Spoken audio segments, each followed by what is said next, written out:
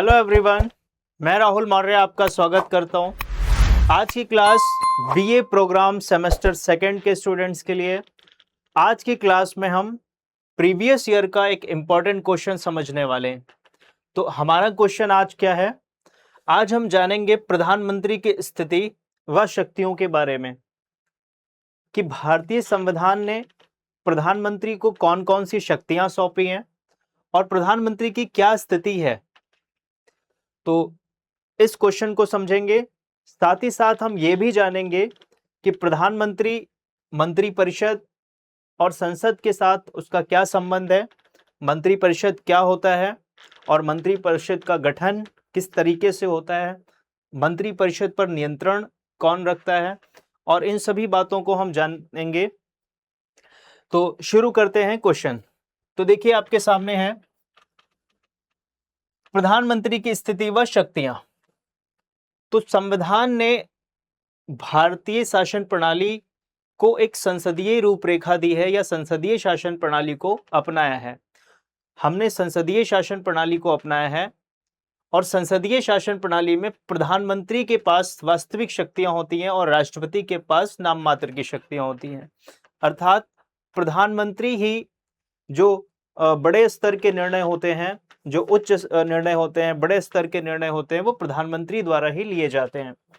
तो वास्तविक शक्ति प्रधानमंत्री में निहित संसदीय शासन प्रणाली के तहत हमने संसदीय शासन प्रणाली को अपनाया है।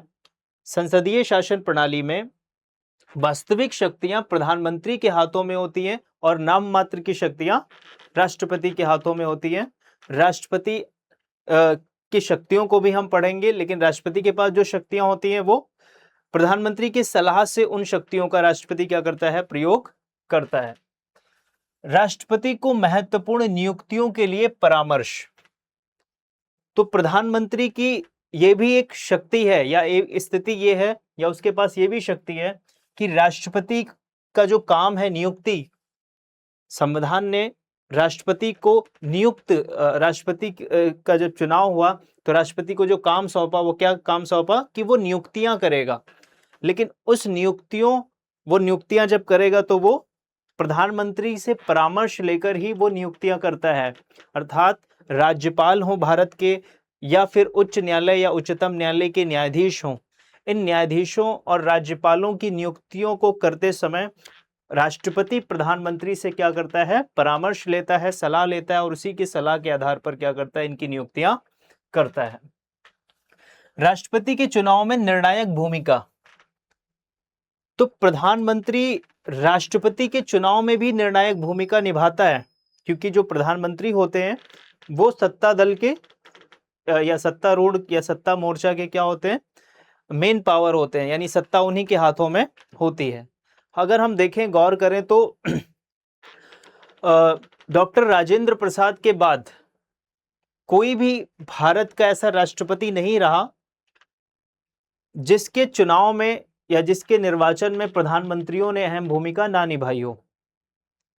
इंदिरा गांधी के समय भी हम देखते हैं वीवी गिरी वर्सेस एन संजीव रेड्डी हुआ था, तो वीवी गिरी पर उन्होंने क्या किया, अपना हाथ रखा और वीवी गिरी के जो है राष्ट्रपति पद पर आसीन हुए। तो हम ये कह सकते हैं कि राष्ट्रपति के चुनाव में प्रधानमंत्री एक निर्णायक भूमिका निभाता है। प्रधानमंत्री व मंत्रिपरिषद। अब प्रधानमंत्री को वास्तविक शक्तियां संविधान ने दी हैं और साथ ही साथ संविधान में मंत्रिपरिषदों का भी उल्लेख किया गया है। मंत्रिपरिषद क्या है कि जब प्रधानमंत्री जो है वो देश का शासन संभालेंगे, संविधान के अकॉर्डिंग देश का शासन चलाया जाएगा, प्रधानमंत्री के पास वास्तविक शक्तियां होंगी, लेकिन प्रधानमंत्री की सहायता के लिए, प्रधानमंत्री की सहायता के लिए मंत्रियों का एक समूह होगा जिसे क्या कहा जाएगा, मंत्रिपरिषद। तो मंत्रिपरिषद का जो गठन करेंगे, जो 60 से 80 मंत्री होते हैं जिसमें लगभग, तो इन मंत्रियों में इन मंत्रियों को कौन कौन से विभाग सौंपे जाएं, इनका गठन कैसा हो, इनकी सूची तैयार करना, ये सब काम प्रधानमंत्री का होता है। और प्रधानमंत्री क्या करते हैं, इस सूची को राष्ट्रपति को सौंपते हैं और राष्ट्रपति उसको स्वीकृत करके प्रधानमंत्री के साथ साथ मंत्री परिषदों को भी क्या दिलाता है, शपथ दिलाता है। तो अगर हम इसको ध्यान से पढ़ें तो प्रधानमंत्री व मंत्री परिषद एक टॉपिक है, इसको हमें समझना है। और नेहरू जी ने कहा था कि प्रधानमंत्री की जो स्थिति होती है वो धुरी की कील है, अर्थात जो वास्तविक शक्तियां हैं वो प्रधानमंत्री में निहित होती हैं और मंत्री परिषद में निहित होती हैं। इसलिए इन दोनों को संतुलित होना चाहिए, इन दोनों को सकारात्मक कार्य करने चाहिए। मंत्रिमंडल का निर्माण, तो मंत्रिमंडल का निर्माण या मंत्रियों का चयन ये कौन करता है? प्रधानमंत्री। क्योंकि हम पढ़ क्या रहे हैं? प्रधानमंत्री की स्थिति पढ़ रहे हैं, प्रधानमंत्री की शक्तियां पढ़ रहे हैं। तो प्रधानमंत्री क्या काम करते हैं? मंत्रिमंडल का निर्माण, मंत्रियों का चयन। अब जब प्रधानमंत्री जो कि बहुमत दल का नेता होता है, जिसको सबसे ज्यादा जिस दल को सबसे ज्यादा सीट मिलती है उस दल का एक नेता चुना जाता है और वही नेता क्या बनता है? प्रधानमंत्री बनता है। और वो जो भी प्रभावशाली उसके दल में जो भी सदस्य रहते हैं उनको वो मंत्री परिषद में जगह देता है। और फिर मंत्री परिषद में जब जगह मिलती है तो वो मंत्रियों का क्या करते हैं? विभागों का बंटवारा करते हैं। तो जब विभागों का बंटवारा होता है तो उसमें जो बहुत ही महत्वपूर्ण विभाग हैं वो पार्टी के महत्वपूर्ण लोगों को दिए जाते हैं, या जो प्रधानमंत्री के नजदीक होते हैं उनको वो विभाग सौंपे जाते हैं। तो मंत्रिमंडल का निर्माण, मंत्रिमंडल का निर्माण किसके नेतृत्व में होता है? ये प्रधानमंत्री। प्रधानमंत्री ही क्या करता है? मंत्रियों की सूची तैयार करता है और उनके विभागों का जो है तय करता है, उनके विभागों को तय करता है। और ये सूची किसको सौंपता है? वो राष्ट्रपति को सौंपता है। और राष्ट्रपति प्रधानमंत्री के साथ साथ मंत्री परिषद के सदस्यों को भी क्या दिलाते हैं? शपथ दिलाते हैं। क्लियर है? मंत्रियों का चयन किसके द्वारा होता है? प्रधानमंत्री के द्वारा। अब इसमें एक बात और भी है कि कुछ जो पार्टी के सदस्य होते हैं या जो प्रधानमंत्री के नजदीकी होते हैं, कुछ ऐसे लोग होते हैं जो जिनका अपना एक स्वतंत्र राजनीतिक प्रभाव रहता है, अर्थात प्रधानमंत्री भी उनके दबाव में कई बार काम करते हैं। अगर हम आज़ादी के टाइम पर देखें तो हम देख सकते हैं कि सरदार वल्लभ भाई पटेल, मौलाना आज़ाद जो आज़ाद थे, इनकी अनदेखी नेहरू जी भी नहीं कर सकते थे। ठीक है, तो इस तरीके से हम देखते हैं। इंदिरा गांधी के समय भी हम देख सकते हैं कि इंदिरा गांधी जो थी वो जगजीवन राम जैसे नेताओं का अनदेखी नहीं कर सकते थे। तो इनका एक स्वतंत्र क्या रहा? राजनीतिक प्रभाव रहा। तो ये भी हम समझ सकते हैं कि मंत्रिमंडल का निर्माण, मंत्रियों का चयन किसके द्वारा होता है? प्रधानमंत्री मंत्रियों का चयन करता है कि किस व्यक्ति को कौन सी मंत्री बनाया जाएगा और उसे कौन से विभाग सौंपे जाएंगे। मंत्रियों को हटाना, यदि प्रधानमंत्री चाहे कि यदि प्रधानमंत्री को लगता है कि कोई मंत्री योग्य नहीं है या उसकी योग्यता सिद्ध ना हो या फिर कोई दुर्व्यवहार करता है या फिर प्रधानमंत्री की नीतियों को नहीं मानता, तो ऐसे मंत्रियों को क्या करना होगा? ऐसे मंत्रियों को वो राष्ट्रपति के द्वारा बर्खास्त करा सकता है या ये मंत्री स्वयं ही त्यागपत्र देने को विवश हो सकते हैं। तो हम कह सकते हैं कि मंत्रियों को हटाना ये शक्ति किसके पास होती है?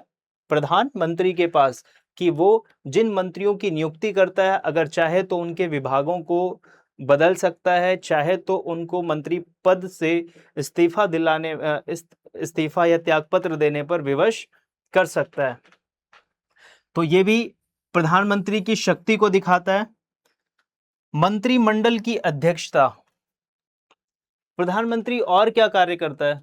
मंत्रिमंडल की अध्यक्षता करते हैं प्रधानमंत्री, अर्थात जब मंत्री परिषद या मंत्रिमंडल की बैठक होती तो उस बैठक में जो अध्यक्षता करने का काम है वो किसका है? प्रधानमंत्री का। सभी मंत्रियों के विचारों को जो है वो सुना जाता है, लेकिन किस मंत्री के विचार को अहमियत कितनी देनी है वो उसके व्यक्तित्व पे निर्भर करता है कि उसका व्यक्तित्व क्या है पार्टी में। अगर वो बड़ा नेता है तो उसके विचारों को ज्यादा महत्व देता है प्रधानमंत्री, नहीं तो नहीं। तो हम ये कह सकते हैं कि मंत्रिमंडल की अध्यक्षता, मंत्रिमंडल की क्या अध्यक्षता, और उसमें जो निर्णय लेने हैं, जो निर्णय लेने हैं या फिर मंत्रियों के जो विचारों को समझना है या जो एजेंडा तय करना है, जब बैठक होती तो क्या नीति निर्धारण हो या एजेंडा तय करना का काम जो है वो कौन करता है? प्रधानमंत्री करते हैं। और इस दौरान वो सभी मंत्रियों के विचार या सुझाव लेते हैं, लेकिन जो अंतिम निर्णय होता है वो कौन लेते हैं? प्रधानमंत्री। क्लियर है बात? तो मंत्रिमंडल की अध्यक्षता कौन करता है? प्रधानमंत्री करते हैं। नेक्स्ट, प्रधानमंत्री का विशेष दायित्व। प्रधानमंत्री का विशेष दायित्व। अब जो प्रधानमंत्री होते हैं वो कुछ विशेष दायित्व निभाते हैं। विशेष दायित्व क्या? प्रधानमंत्री ही मंत्रियों को विभागों का बंटवारा या किस मंत्री को कौन सा विभाग देना है वो प्रधानमंत्री का निर्णय होता है। और प्रधानमंत्री हमेशा उस विभाग पर नजर रखते हैं जो विभाग विशेष होते हैं, जैसे कि जो वित्त मंत्रालय है या वित्त से संबंधित जो चीजें हैं उस पर वो विशेष क्या करते हैं? नजर रखते हैं, अपना नजर रखते हैं। और हम देखते हैं कि आजादी के बाद लगभग सभी प्रधानमंत्रियों ने वित्त विभाग या जो वित्त मंत्रालय है उस पर नजर रखी है। और इनकी कमजोरी रही है कि आजादी के बाद जितने भी प्रधानमंत्री रहे उनको पेट्रोलियम जैसे चीजों पर क्या करना पड़ा? समस्या का सामना करना पड़ा। पेट्रोल हो या फिर जो वित्त से संबंधित चीजें हैं। नेक्स्ट है महत्वपूर्ण नीतियां की घोषणा। ये आप लोगों की हेडिंग है, इसको आप अच्छे से कर सकते हैं। महत्वपूर्ण नीतियों की घोषणा। अब प्रधानमंत्री की ये भी एक स्थिति है या ये भी एक शक्ति है कि जो महत्वपूर्ण नीतियां की घोषणा होती है वो कौन करता है? प्रधानमंत्री करते हैं। जितनी भी महत्वपूर्ण नीतियों की घोषणा होती है वो प्रधानमंत्री द्वारा की जाती है। मंत्रियों द्वारा उनके विभाग से संबंधित नीतियों के बारे में बात हो सकती है, लेकिन जब कोई बड़ा इंसिडेंट हो, जैसे कि कुछ बड़ी नीतियों की घोषणा की जानी हो, तो वो कौन करते हैं? हमेशा वो हमेशा प्रधानमंत्री द्वारा ही की जाती है। तो इन बातों को से क्या स्पष्ट होता है? इन बातों से ये स्पष्ट होता है कि ये सभी शक्तियां किसके पास हैं? ये सभी शक्तियां हैं प्रधानमंत्री के पास। तो हमने आज क्या जाना? प्रधानमंत्री की स्थिति और शक्तियां। बाकी जो राष्ट्रपति की शक्तियां हैं उसको हम अगली क्लास में पढ़ेंगे। आप लोग इसमें आराम से इसको डिफाइन करिए और अच्छे मार्क्स मिल सकते हैं। तो मिलते हैं अगली क्लास में।